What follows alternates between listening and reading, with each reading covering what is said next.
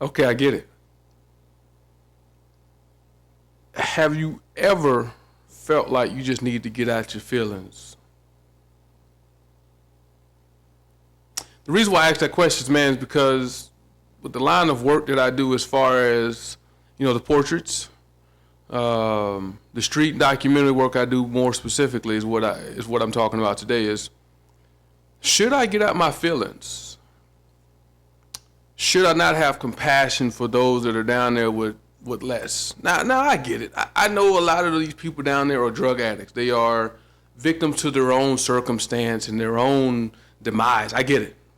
So I don't need to hear all that. I understand. I'm completely aware that some folks are just strung out and they just made a conscious decision to be in the situation that they are in. Growing up in Houston, I was around a lot of the same of what I see when I go downtown, right? Which is probably why that's what I'm drawn to, because that's what I grew up around. Poverty. I grew up around drug addiction. I grew up around crime, violence. So I'm used to it. I've built a callus. My system is callous to it, but that don't mean I don't get in my feelings. That don't mean that when I get back and look at some of the images, I don't have a sense of humanity and a sense of compassion, empathy, sympathy, all those things. So that's the question I have. Should I? Should I care? So what happened yesterday was I've walked down what I call the lion's den. It's an alley right outside one of the homeless shelters where there's a lot of crime. There's a lot of drug addiction, alcohol abuse, mental illness, everything from schizophrenia to just you name it, they down there. But when I turned the corner and saw they had the street blocked off, the alley blocked off, cop cars everywhere, and then when I was there, a dump truck pulled up with one of them big ass arms that kind of just grab shit, pick it up, drop it off, right? And I was sitting there talking to a lady, Belinda. I put her image right here.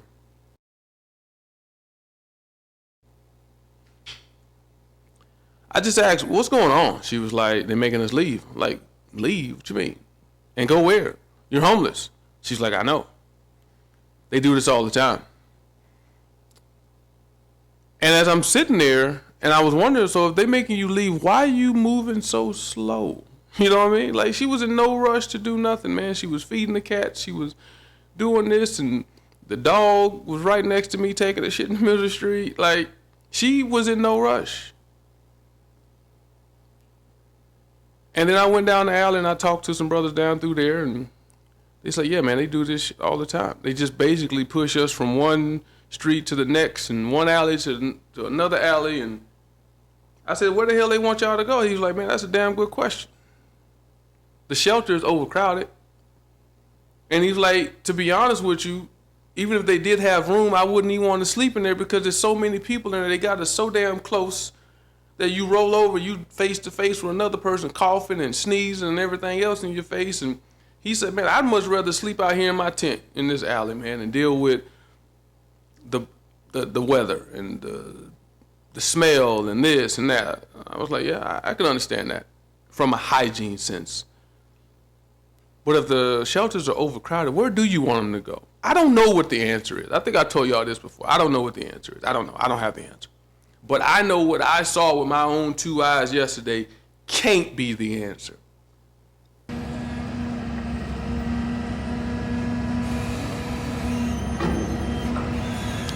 How are you? How you doing? I'm doing well.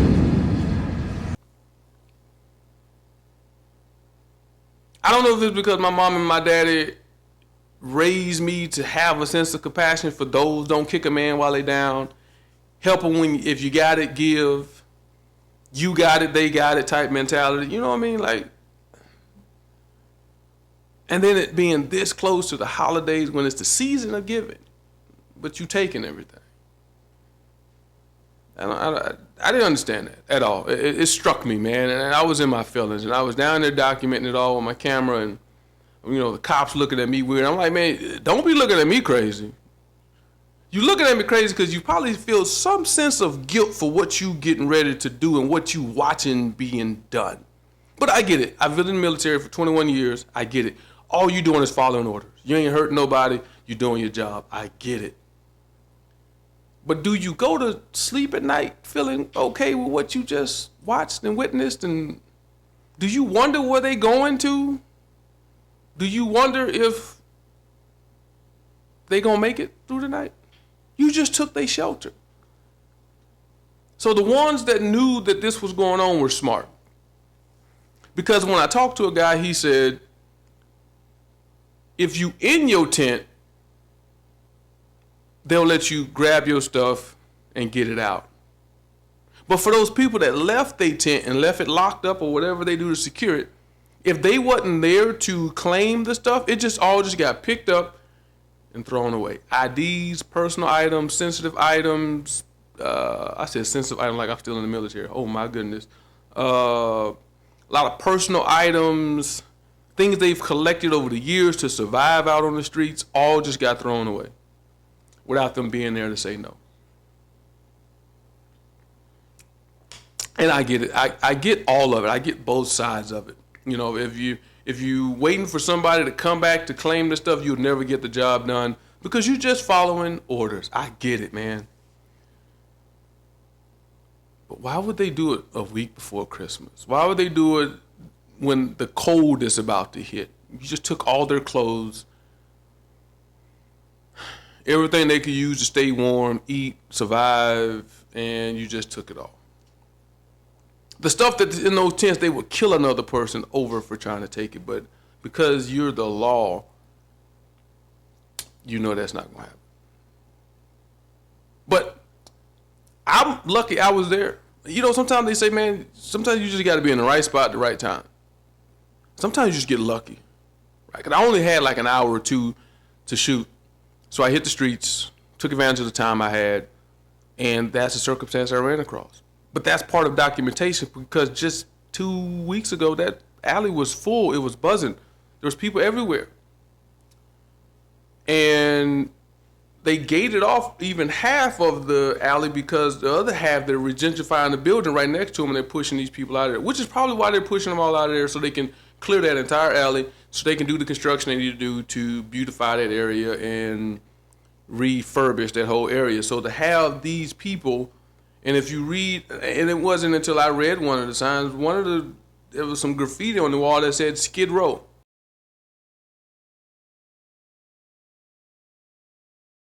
I never saw that, right? Until I saw somebody just graffitied the wall Skid Row. Maybe it was one of them. I don't know. But the symbolism and all that behind seeing that on the wall was like, it's wrong, but it's right. Right? Because there's some people down through there that have seen better days, right? And my job, or I feel like my duty is to show that. Put it in your face. I try to put it right in your face so you realize that there are some people out there while we complaining about everything that we got, there's some people out there that would trade places with you in a second, right? So it was difficult to see that. And then when I'm down there, my whole goal was just to go downtown and shoot some stuff in color because I normally shoot in black and white. And then when I saw this, I felt like I was a documentary photographer. I felt all good, like, yeah, I'm about to stay down here and capture all this, and hopefully I can catch a moment here and there. And I think I did a pretty good job of that. I made sure I got a few establishing images to establish where I was, and then, just tried to work a couple of shots with police cars, with some people moving, packing all their shit, and getting pushed out of there. I didn't stop and talk to the cops. I didn't want to.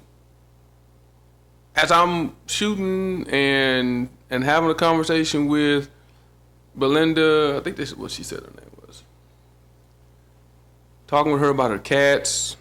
She had 20-something kittens. I said, what'd you do? And I gave them all away. Rehomed them.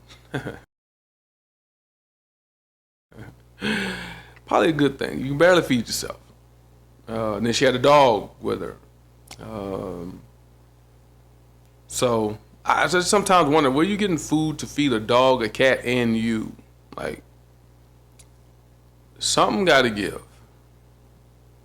Something got to give. Should you have cats and dogs and all that stuff? If you are, I know you want some company, but at the same time, aren't they suffering too?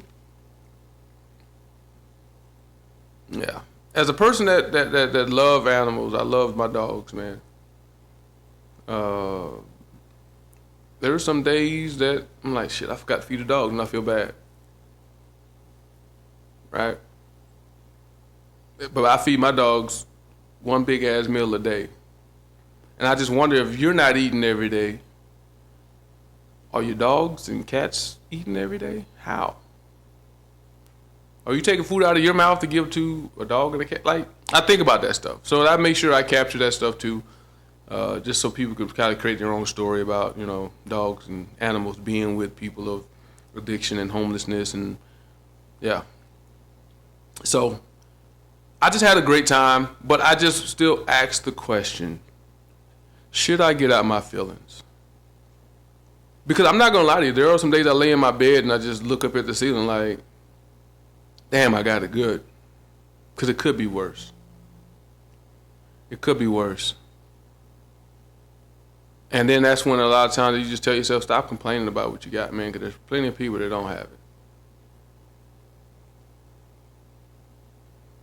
But then I think about, too, the UNICEF commercials with the little African babies crying with the stented bellies and the eyes full of flies and just crying in the hospital just to market us and strike that emotional chord to get us to send a couple of dollars. Adopt a child monetarily.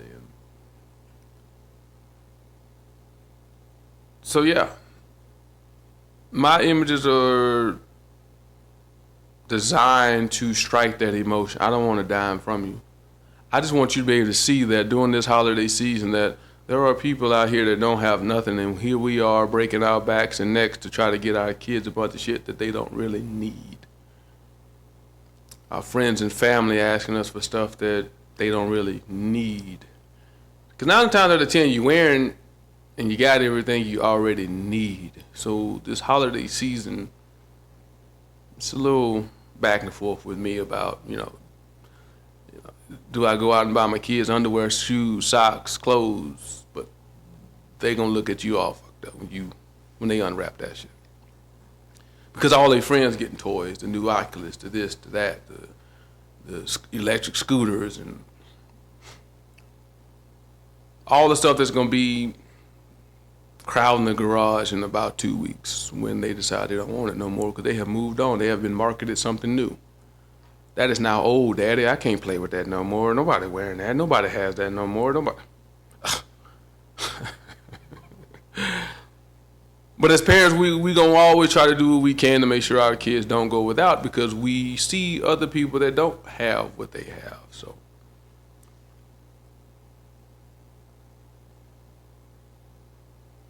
but yeah, I really hope that my images, my work, strikes a chord with you.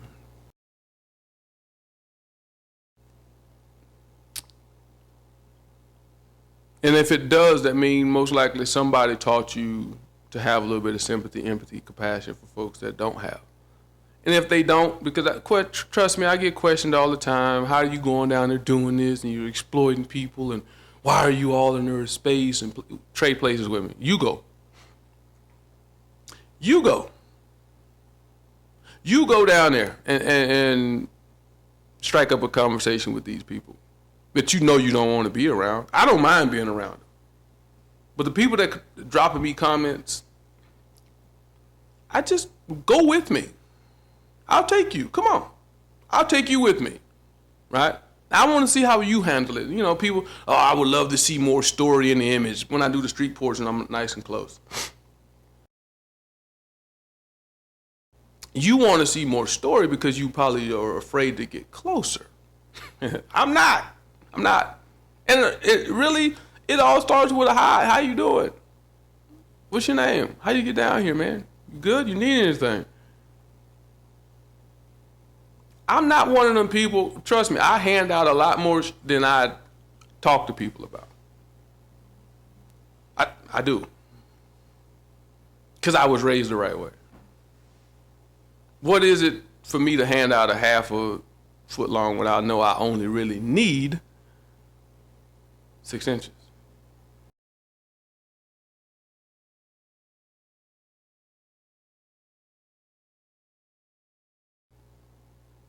And then to hand out the other half because I know I got food at home, bro. Like, I can wait 20 minutes. I can wait 20 minutes to go eat some leftovers instead of eating this sandwich that I know I don't need because it's all full of all this preservatives and all this other shit I know I don't need. But I would rather give it to somebody who probably ain't ate in a month.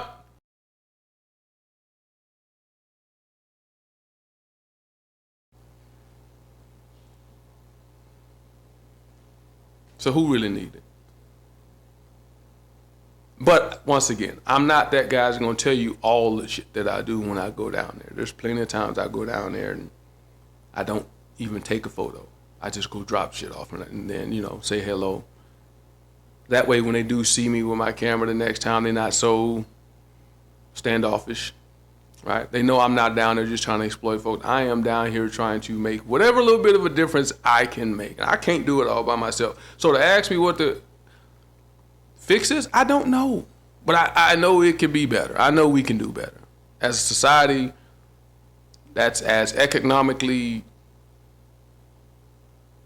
in the status that we are in, we can do better. We can find a way. Put our heads together and let's figure it out. Once again, should I be in my feelings? Or should I just say it is what it is, man? And that's just how it's going to be. But I just don't know if that's the solution. So, drop a comment. Let me know what y'all think, man. Let me know what you think. What could I do better? What could I do? Who's willing to go down there with me? Drop a comment. Let's chop it up in the comments, man. And until the next time, man, it's your boy, Stu, Streetwalker. Peace.